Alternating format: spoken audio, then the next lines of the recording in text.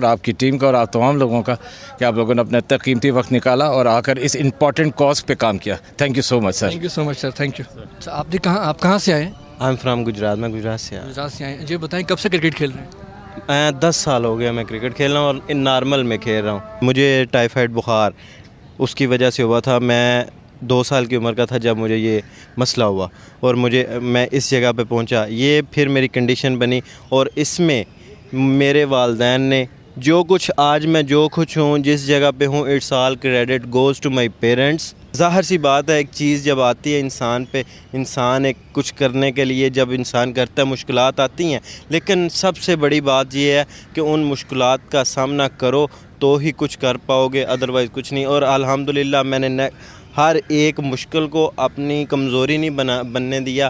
میں نے وہ اس کو فیس کیا اور وہ سیڑھیاں چڑھتا گیا. اللہ تعالیٰ نے مجھے آج اس مقام پر پہنچا دیا کہ میں پورے پاکستان میں مجھے جانتے ہیں لوگ, ہر جگہ پہ جانتے ہیں. سب کے لیے میرا پیغام بھی یہی ہے کہ مینٹلی ڈسیبل نہ ہو جاؤ. اگر مینٹل ڈسیبل ہو جاؤ گے then you can't do anything. اگر آپ اپنا مائنڈ سیٹ کر جاؤ گے تو یہ فزیکل ڈسیبلٹی کچھ نہیں کہے گی.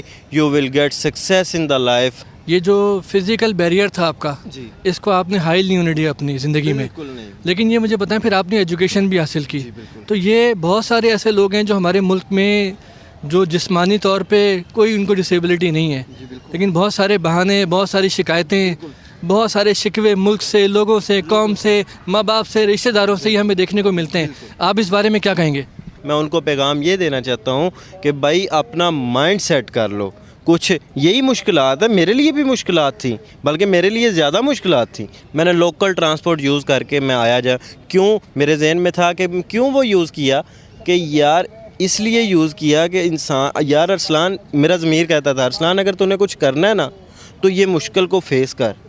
اور وہ مشکل فیس کرتے کرتے میں الحمدللہ آج اور ان کو یہ کہہ رہا ہوں کہ اپنے ضمیر کو جگاؤ, ضمیر کو سوتا نہ رہنے دو. اگر کچھ کرنا چاہتے ہو تو ضمیر کو جگا کے رکھو, تبھی تم زندگی میں کچھ کر پاؤ گے. قرآن پاک میں بھی یہ ارشاد فرمایا ہے لا یکلف اللہ نفسا الا وسعہا. انسان پر اللہ پاک اس کے نفس سے زیادہ بوجھ ہی نہیں ڈالتا, اس کی طاقت سے زیادہ بوجھ ہی نہیں ڈالتا. میں نہیں مانتا کہ انسان کے اوپر کوئی مشکل آتی ہے یا پریشانی آتی ہے وہ اس کی طاقت سے زیادہ ہے. ارسلان بھائی آپ نے بہت ہی ہمت افزا بات کی. یہ تو آپ کی ہمت اور موٹیویشن ہے کہ آپ کی ساری باتوں سے ایسے لگ رہا ہے کہ شاید میں ڈسیبل ہوں. یقین کیجئے میں آپ کو یہ بتانا چاہ رہا ہوں. دوسری بات یہ ہے کہ بہت سارے اور آپ کی طرح کے ہمارے ملک میں لوگ ہیں جو ویل چیئر پہ ہیں یا جن کو کوئی نہ کوئی ڈسیبلٹی ہے جس کی وجہ سے وہ پریشانی کا شکار ہیں. آپ نے ایک سائڈ تو دکھائی جو آپ نے ذاتی حوصلہ دکھایا, دوسری سائڈ یہ ہوتی ہے کہ ایک معاشرے کی ذمہ داری ہوتی ہے, ایک حکومت کی ذمہ داری ہوتی ہے. جیسے ہم دنیا بھر میں دیکھتے ہیں کہ جن لوگوں کو کوئی فزیکلی چیلنج ہوتے ہیں تو ان کے لیے سہولیات ہوتی ہیں, ان کے لیے گھر سے نکلتے ہی ٹرانسپورٹ سے لے کے, شاپنگ سینٹر سے لے کے, اسکول سے لے کے, کالج سے لے کے, ان کے پاس ریمپس ہیں, ان کے پاس ان کی الگ پارکنگز ہیں, ان کی الگ جگہ ہے, ان کو پرائرٹی دی جاتی ہے. جابس میں ان کے لیے الگ کوٹے ہیں, ان کو وہ دی جاتی ہے اسپیشلی.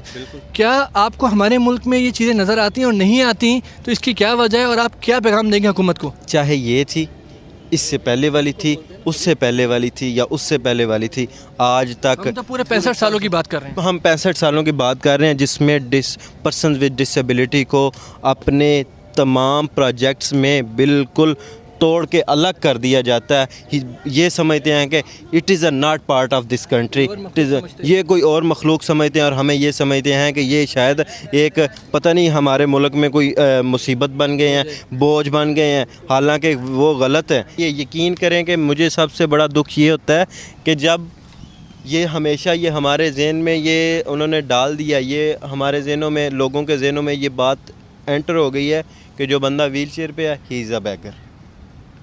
بس والے بس کھڑی نہیں کریں گے شاید یہ کرایہ نہ دے. ٹرین پہ ہمیں ہاف کی ٹکٹ کا کہہ دیا گیا لیکن نہیں کرتے. پلین میں کہہ دیا گیا تو بزنس کلاس میں کہہ دیا گیا, باقی کلاسز میں آپ نہیں کر سکتے.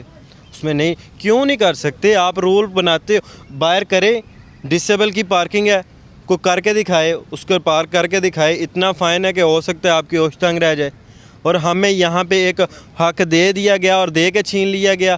یہ کہاں کی ہمارے ساتھ انصافی؟ ہمارے لیے تعلیم میں حاصل کرنا بہت مشکل ہے. ہمارے لیے کہیں پہ سلوپ نہیں ہے, اب یونیورسٹی آف گجرات کی بات، میں خود university of Gujarat BBA 3rd کا اسٹوڈنٹ ہوں. میں آپ کو وہاں کی بات بتاتا ہوں کہ سر وہاں پہ سلوپ نہیں ہے. ویل چیئر یوزر کیسے آئے گا میرے بھائی؟ اس کو تو دفتر تک نہیں رسائی، آفس تک نہیں رسائی، آپ کا فارم نہیں لے سکتا. اوپر جا کے وہ ایجوکیشن کیا حاصل کرے گا؟ ایجوکیشن کی طرف توجہ کریں، ہمارے حق کی طرف. تمام جگہ پہ ہونے چاہیے، ہر جگہ پہ فیسلٹیز. زیادہ نہیں کہہ رہا، سلوپ بنوا دیں. جو شکر گزاری کا ایلیمنٹ مجھے آپ میں نظر آیا، جب تک انسان اپنے رب کا شکر گزار نہیں ہے اس کے اندر یہ کانفیڈنس آ ہی نہیں سکتا جو آپ کر رہے ہیں. تو یہ شکر گزاری جو ہے اس حال میں بھی آپ نے کہاں سے سیکھی؟ اور آپ جو لوگ ناشکر گزاری کرتے ہیں سب کچھ ہوتے ہوئے اپنے پاس ہر فیسلٹیز، ان کو کیا پیغام دیتے ہیں؟ میری کامیابی کا راز ہے نکلتے وقت اپنے ماں کے قدموں کو ہاتھ لگا کے نکلتا ہوں اور ہر حال میں شکر ادا کرتا ہوں. اور شکر ادا کرتا ہوں تو کامیابی پتہ نہیں کہاں سے ملتی ہے. اللہ پاک دروازے کھولتا چلا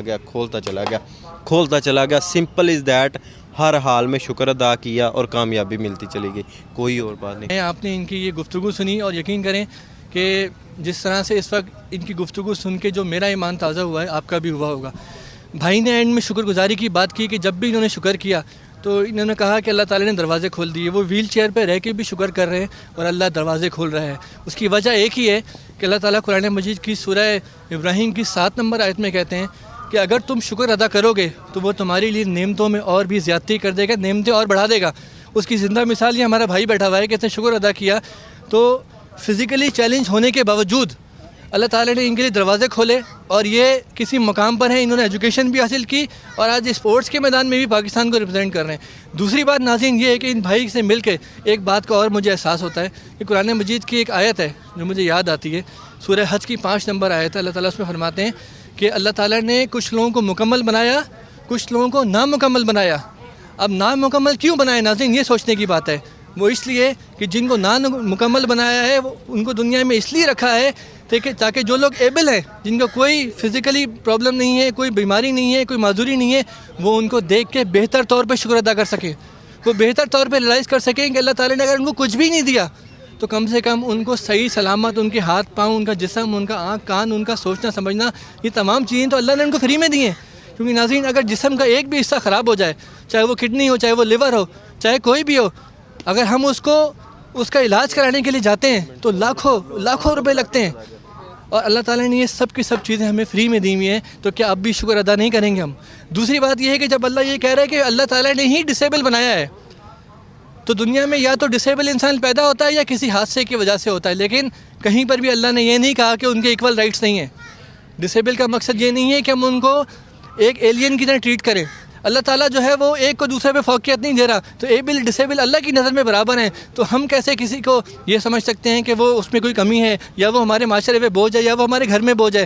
تیسری بات، جیسے بھائی نے شکر کی بات کی تو اللہ تعالیٰ قرآن مجید میں فرماتے ہیں کہ میں نے تمہیں آنکھ دیا، کان دیا، دل دیا تاکہ تم شکر گزار بنو. ناظرین یہ 3 چیزیں جن کی سلامت ہیں، یعنی آنکھ سے دیکھنا، کان سے سننا اور سوچنے سمجھنے والا دل، تو اس پہ شکر گزاری واجب ہے. اگر وہ اس کے باوجود ریلائز نہیں کرتا اللہ کی نعمتوں کو تو شکر کے اپوزٹ کفر ہے.